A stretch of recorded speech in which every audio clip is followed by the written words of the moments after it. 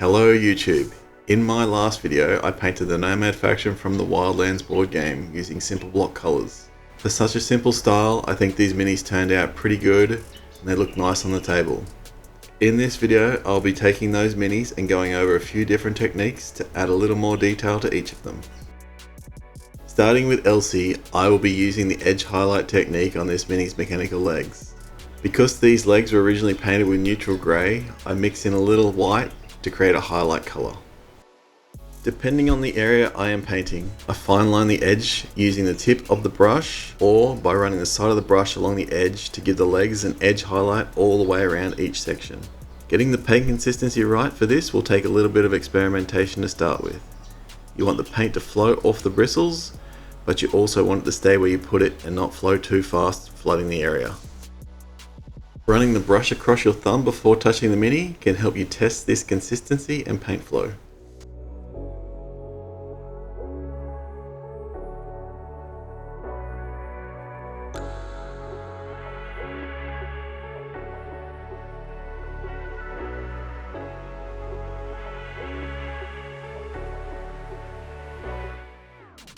Then, with pure white, I'm using the same techniques to paint the brightest highlight only on the raised edges, corners, or other points where artistically it makes sense.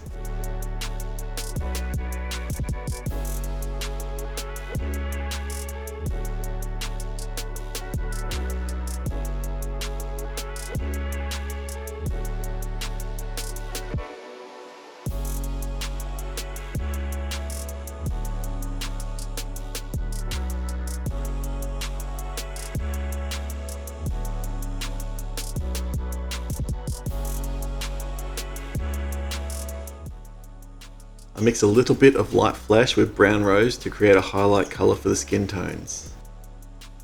Edge highlights on the legs and skin highlights are the only details I will add to this mini. I use the skin highlight sparingly, mainly touching the tip of the nose, the cheeks just under the eyes and the top edges of the fingers. Brown rose was used as the base skin tone for 3 of these minis, so while I have this colour mixed and on the brush, I will go through and highlight each one.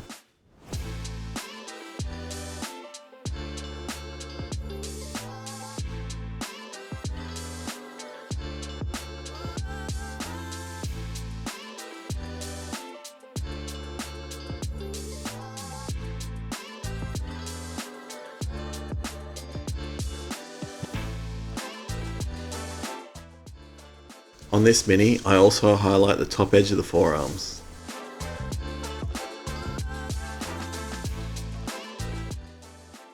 In the artwork for this mini, the bandana has white polka dots, so I dot them onto the mini using the size 0 brush. I try to keep each dot in a bit of a pattern and roughly the same size. The dots aren't exactly the same, but at a normal viewing distance, I think they look good. I highlight this mini spanner using the same paint mix and techniques used earlier on Elsie's mechanical legs.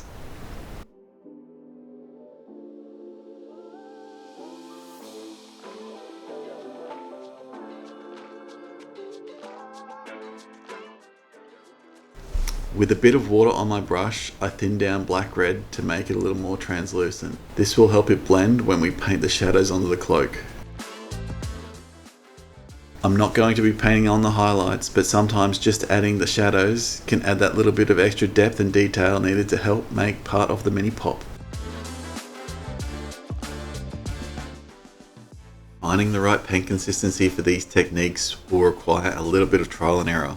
For this technique, I obviously want the paint thinner than when I am base coating. A lot of advice I see suggests that a good starting point is for the paint to be thin to the consistency of milk for most techniques, even base coating. For me though, I find the consistency will often depend on the brand of paint and the colour, but I use more of a trial and error method, starting straight out of the pot and thinning as required. By trying out different consistencies, it won't take long to work out how the paint set you are using behaves.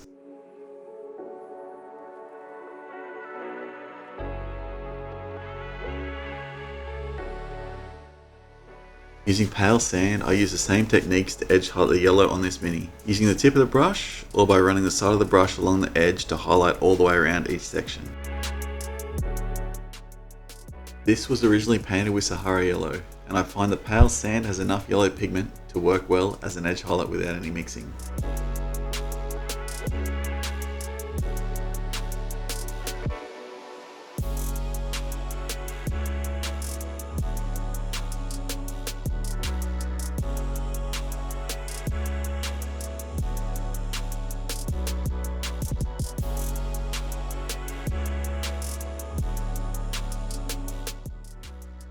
Then, with pure white, once again painting only the brightest highlight on the raised edges, corners, or other points where it makes sense artistically.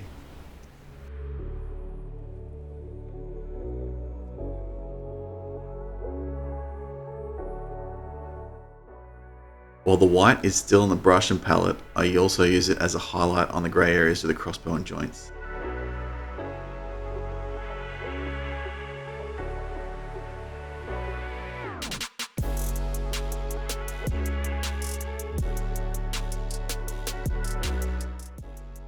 For Shiv, I'm going to give the mini a simple dry brush and wash to tone down the brightness of the green skin and add more depth to the whole mini. Using a damp but not wet dry brush, I pick up a little bit of pale sand, which I then mostly wipe off onto a paper towel.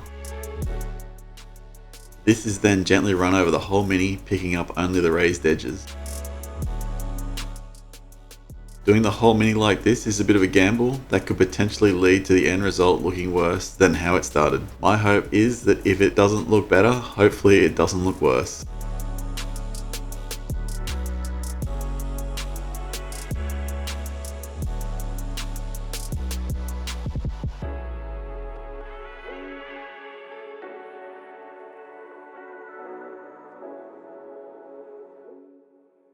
Using the Army Painter Strong Tone wash, I cover the whole mini, pushing it around to make sure it gets into the recesses and ensuring it's not too thick on the raised areas. This wash is very translucent and is designed to sit in the recesses of the mini. It will tint the whole mini, but the tint will be darker in those recesses where the wash pools. A lot of mini paint brands have an equivalent to these, and most brands offer them in different colours and tones.